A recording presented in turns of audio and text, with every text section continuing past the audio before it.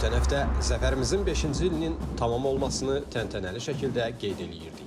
Tarixi qələbədən illər ötdükcə onun əsl miqyası daha çox görünür. Və yəqin ki, bir neçə 10 illik sonra bu zəfərin xalqımız, dövlətimiz və bölgəmiz üçün hansı dərəcədə tarixi dönüş anı olduğu daha aydın görünəcək. Bugün isə Azərbaycanın sülh təşəbbüsləri bölgənin gələcək xəritəsini müəyyən edir.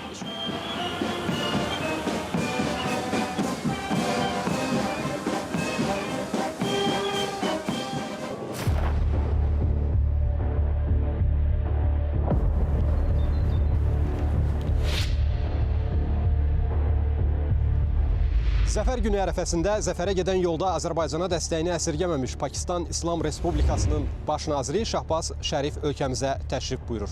Paradda Azərbaycan lideri ilə yanaşı Türkiyə və Pakistan liderlərinin iştirakı gözlənilir.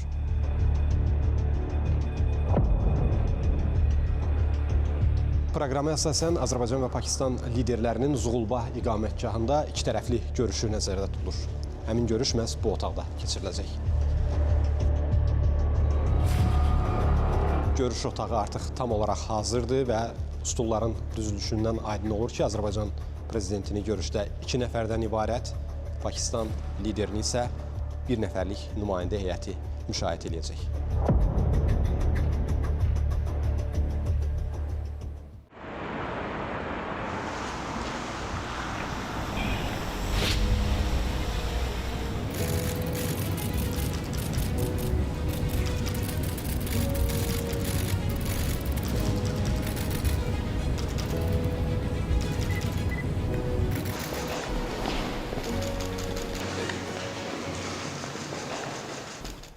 Bu bağlı qapılar arxasında hazırda Azərbaycan və Pakistan liderlərinin görüşü davam edir. Azərbaycan və Pakistan arasında müzakirə gündəliyi olduqca genişdir. Liderlərin, hökumət üzvlərinin sıx təması və səfərləri də bunu təsdiq edir. Azərbaycanla Pakistan ilk növbədə hərbi texniki sahədə əməkdaşlıq edir. Ancaq əməkdaşlıq çərçivələrini genişləndirmək üçün yaxşı potensial var. Birgə müəssisələrin yaradılması, ələlxüsus müdafiə sənayesi, əlsazçılıq kimi sahələrdə, eləcə də enerji, nəqliyyat sahələrində əməkdaşlıq imkanları mövcuddur. 14 milyon dollarlıq hazırki ticarət dövriyyəsi təbii ki, Bakı və İslamabadı qane eləyə bilməz.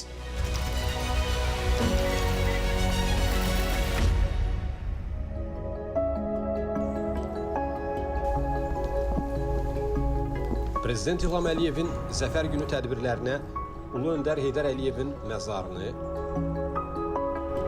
və Şəhidlər Xiyabanını ziyarətlə başlaması qalib Azərbaycanın memarının və qələbəni canı, qanı bahasına təmin etmiş şəhidlərimizin ruhuna ehtiramın ifadəsi idi.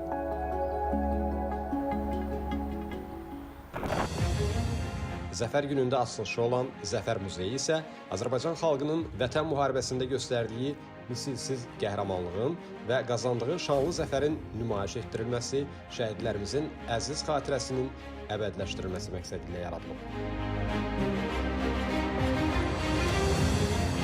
Zəfər günündə Bakı eyvanlarını üç rəngli Azərbaycan bayraqları bəzəyir.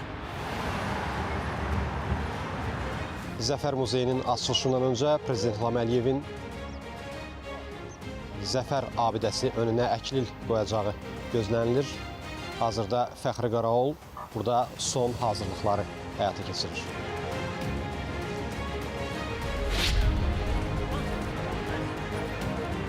Əkil aparanlar, siz gözləyin, komanda ver, atınla, marş!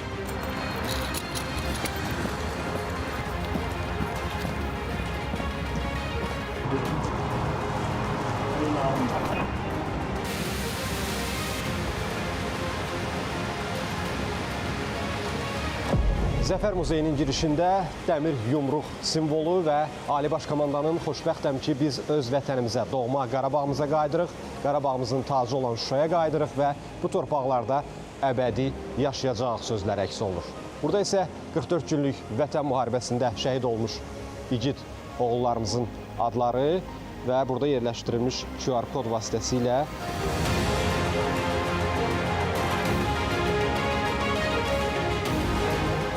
onların adlarını daxil etməklə 360 dərəcə yerləşdirilmiş bu lövhələrdə şəhidin adının hansı istiqamətdə olduğunu tapmaq mümkündür.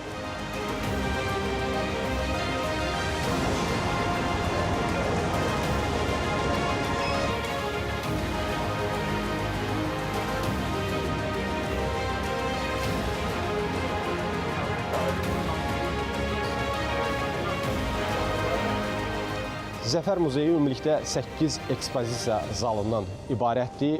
Bu zalların hər birində keçmiş münaqişənin tarixi, 44 günlük Vətən müharibəsi, Zəfər səlnaməmiz, eləcə də Şuşanın azad olunması və suverenliyin bərpa olunması, eyni zamanda bugün Şərqi Zəngəzur və Qarabağda aparılan bərpa quruculuq işləri əks olunur.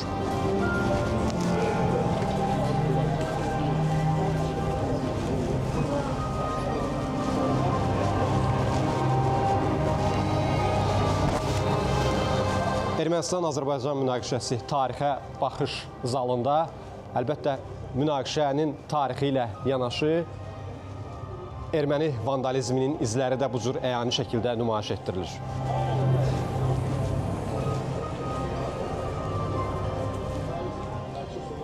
Münaqişənin tarixi kökləri, təcavüzün xronologiyası, Heydər Əliyev xilaskarlıq missiyası, Azərbaycanın sülh siyasəti, beynəlxalq təşkilatların münaqişəyə dair qəbul etdiyi sənədlər, erməni terrorizmi və digər istiqamətlər burada interaktiv lövhələr vasitəsilə təqdim olunur. Və təbii ki, zəfərə aparan yolumuz.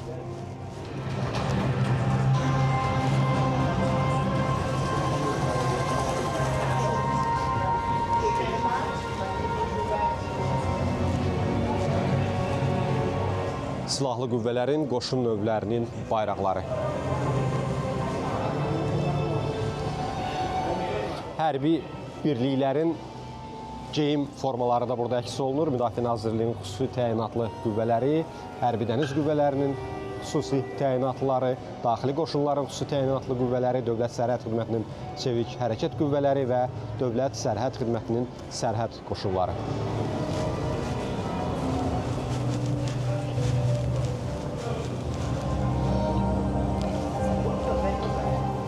Şanlı Zəfər, Şuşanın azad olunması ekspozisiyasında isə Şuşanın azad olunmasının hərbi əməliyyatın detallarını əks elətdirən elementlər var və eyni zamanda bu interaktiv monitor vasitəsilə Şuşadakı obyektlər, tarixi abidələr barədə ətraflı məlumat almaq mümkündür. İşğaldan əvvəl, işğal dövründə, bərpadan sonra Şuşa qalası məsələn.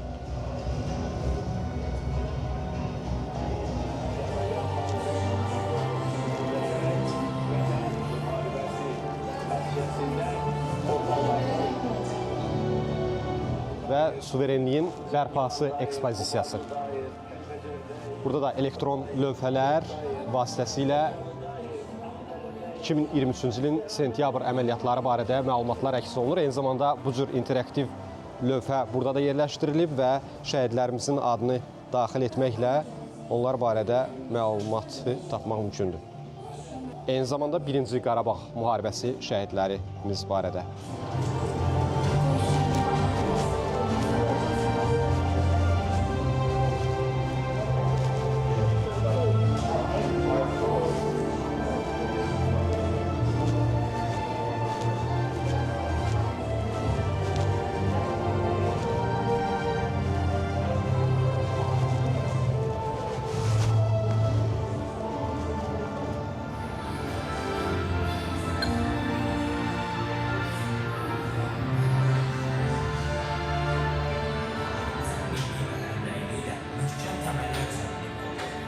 Qoy birliyimiz əbədi və sarsılmaz olsun. Qarabağın gələcəyi tərəqqiyə doğru atılan hər bir addımdadır. Bu addım bizi yeni qələbələrə aparacaqdır. Bu cür interaktiv lövhələr vasitəsilə Qarabağın müxtəlif bölgələrinə səyahət etmək mümkündür. Səyahət üçün bələdçimizi seçirik, məsələn, Səbinə, Ağalı kəndi, Zəngilan rayonu. Şəhid polkovnik leytenant Sadiq Məmmədovun qızı Səbinə Məmmədzadə. bələdçimiz Səbinə vasitəsilə onun təqdimatında Ağalı kəndi ilə tanış ola bilirik.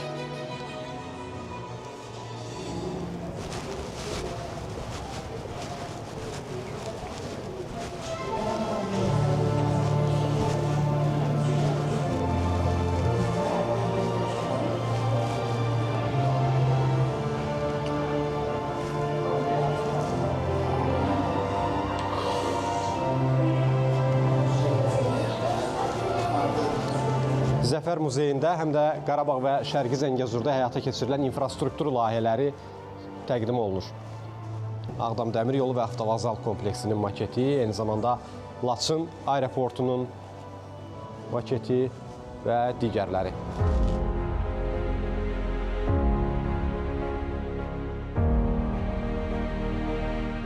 Muzeyin içərisində yaradılmış kitabxanada isə Azərbaycan, ələlxüsus Qarabağın tarixi ilə bağlı kitablar yer alır. Həm də müxtəlif dillərdə.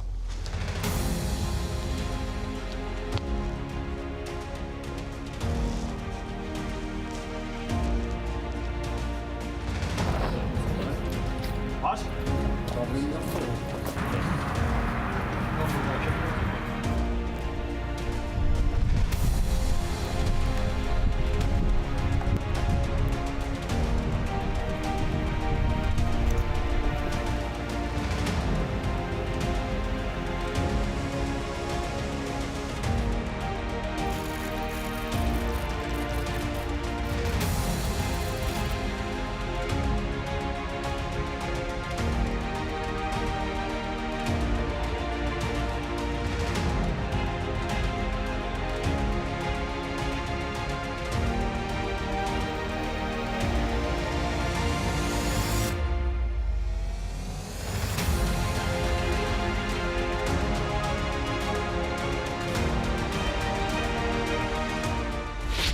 Prezident İlham Əliyev muzeyin bütün ekspozisiyaları ilə tanış olur, interaktiv lövhələrdəki məlumatları nəzərdən keçirir.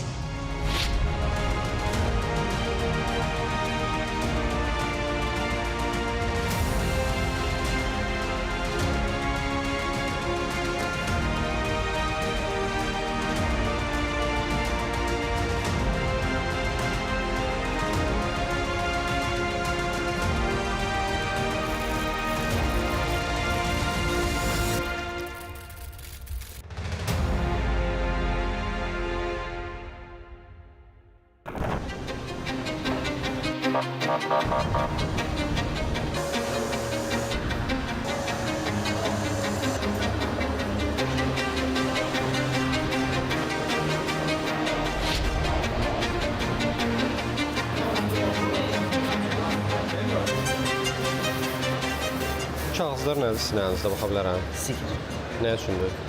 metkar. Yəni adlar yazılacaq. Yerləri təyin olunacaq ki, eyni yerə var. 1 metre. Vur stikeri. Buranın şeydir. 62. Biraz çok olur. 64 olur. 65 idi. 65 idi. Proporsiyalar olduqca vacibdir. Liderlərin əyləşəcəkləri oturacaqlar arasındakı məsafə və onlarla tribunanın önü arasındakı məsafə eyniləşdirilir.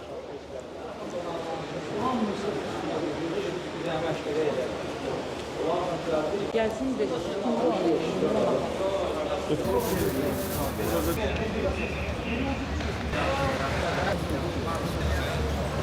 Qonaqlar artıq gəlməkdədir. Bir qədər sonra liderlər də təşrif buyuracaq və hərbi parad başlayacaq. Paradda kifayət qədər xarici qonaqların da iştirak etdiyi görünür.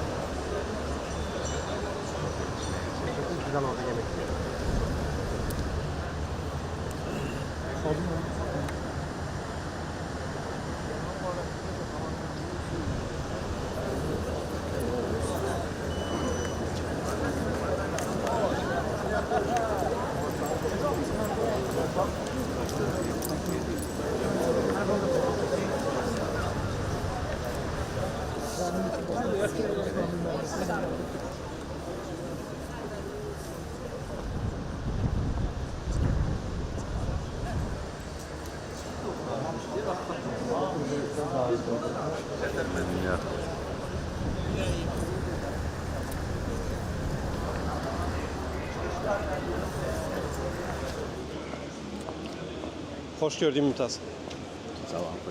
Qələbənin 5 illiyi ilə bağlı parad bu dəfə gənc aparıcımıza, Azərbaycan televiziyasının aparıcısına həvalə olundu. Yəqin böyük məsuliyyət hissi doğrudur bu. Əlbəttə çox böyük məsuliyyət hissidir. Sizin də qeyd elədiyiniz kimi Azərbaycanın möhtəşəm zəfərinin 5-ci il dönümünə həsr olunan hərbi parad bir qədər sonra başlayacaq. Biz də çox böyük həyəcanla və əlbəttə ki, o da məsuliyyətin gətirdiyi həyəcandır ki, səbirsizliklə bizə ayrılan o vaxtı, zamanı gözləyirik. Uğur olsun. Təşəkkür edirəm. Sağ olun.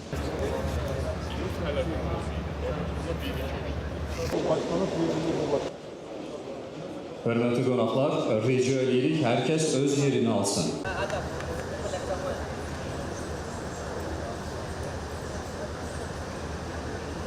Bura isə tərcümə kabinəsidir və buradan Pakistan Baş naziri Şahbaz Şərifin çıxışı canlı rejimdə tərcümə ilə təqdim olunacaq.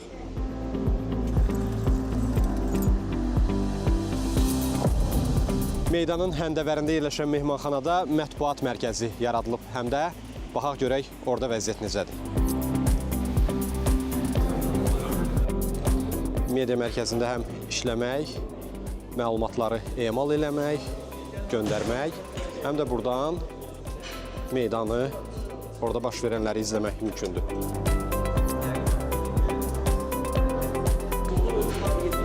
Meydanı həm də bu monitor vasitəsilə izləmək mümkündür.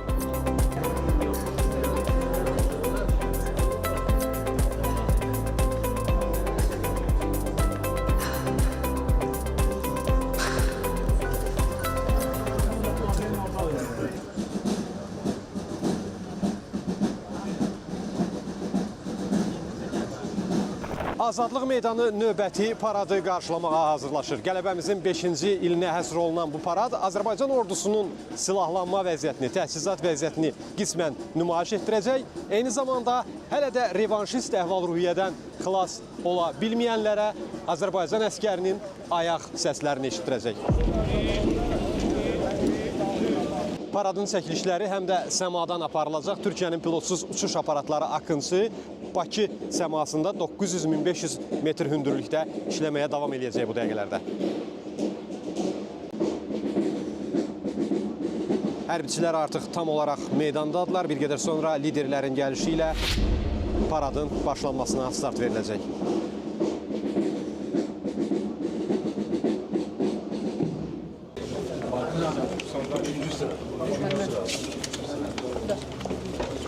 Türkiyə prezidenti Rəcəb Tayyip Ərdoğan parad məkanındadır və Pakistan Baş naziri Şahbaz Şərif və Azərbaycan lideri Prezident İlham Əliyev.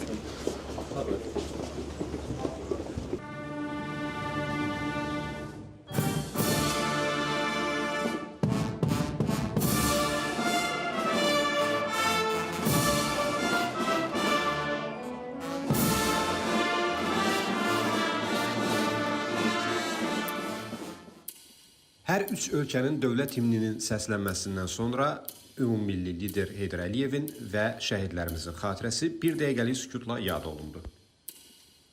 Allah rəhmət eləsin.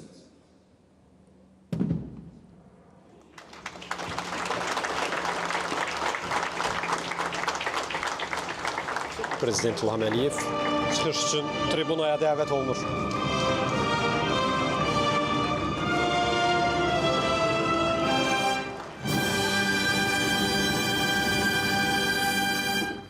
Onlar bizi yeni müharibə ilə hədələyirlər.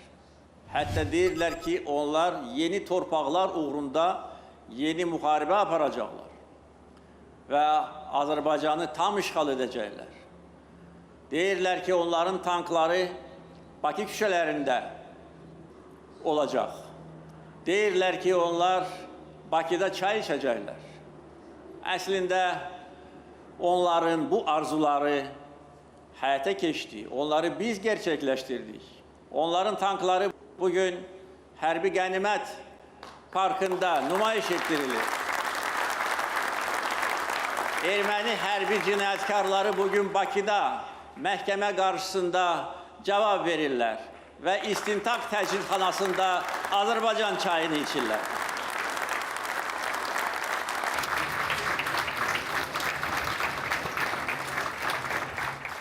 İlham kardeşimin dirayetli liderliği altında Azerbaycan ordusu Karabağ'ı işgalden kurtararak gönüllerdeki 30 yıllık bu yangını da söndürdü. Allah'a hamdolsun bugün Laçin'den Şuşa'ya, Zengilan'dan Hankendin'e, Hocalı'dan Fuzuli'ye kadar Karabağ'ın her karışında huzur var, kalkınma var, barış, refah ve özgürlük var. İnşallah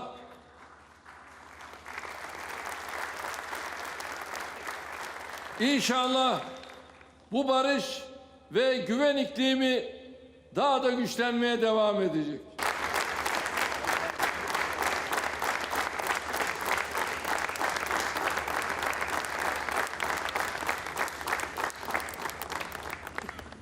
Azerbaijani and Turkish brothers. Azərbaycan və Türk qardaşların arxasında marşla gedən müzəffər silahlı qüvvələrimizi görmək, əlhəmdülillah, hər il güclənən, möhkəm dostluğumuzun gözəl rəmzi olan JF-17 ildırım qırıcı təyyarələrin gürültülü səsinə qərq olan səmanı seyr etmək nə dərəcədə fəxarət və duyğulandıran görünüşdür. Hərbi paradda Azərbaycan hərbiçiləri ilə yanaşı Türkiyə və Pakistan hərbiçiləri də keçidlə iştirak edirlər. Eyni zamanda qonaq qismində Səudiyyə Ərəbistanı və Slovakiyadan olan hərbiçilər iştirakçıdırlar.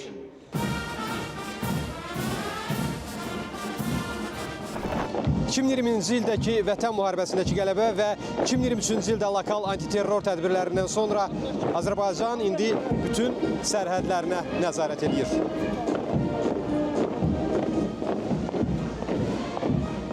Azadlıq meydanında keçirilən qələbəmizin 5-ci ilinə həsr olunan paradda Azərbaycan ordusu öz ərazi bütövlüyünü və suverenliyini təmin etmiş ordu kimi iştirak edir. Təhlükəsizlik xidmətinin Qartal xüsusi təyinatlılarından ibarət parad heyəti.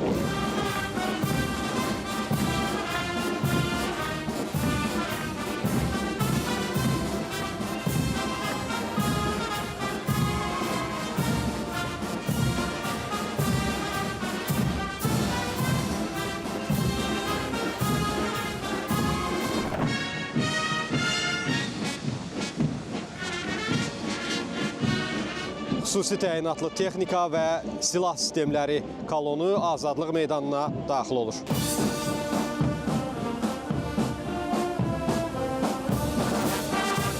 Bu dəfəki paradda silahlanmaya yeni qəbul edilmiş texnika və silah sursatlar da nümayiş etdirilir.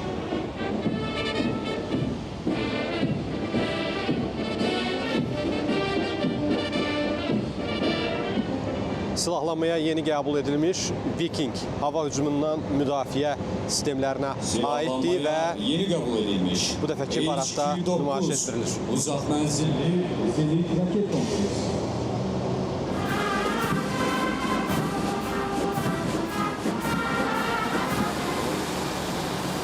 Və budur, 2-ci Qarabağ müharibəsinin taleyinə əhəmiyyətli dərəcədə təsir göstərmiş Bayraqdar Azadlıq meydanındadır.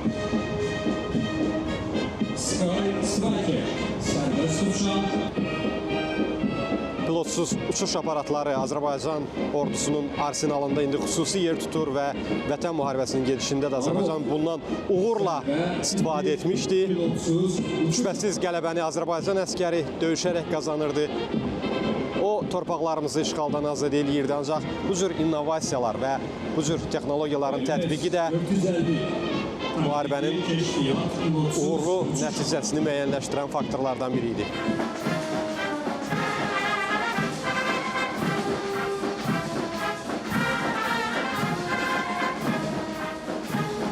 İndi isə Azadlıq meydanı hərbi hava qüvvələrini qəbul eləyir və helikopterlərimiz Azərbaycan, Türkiyə və Pakistan bayraqlarını daşıyır.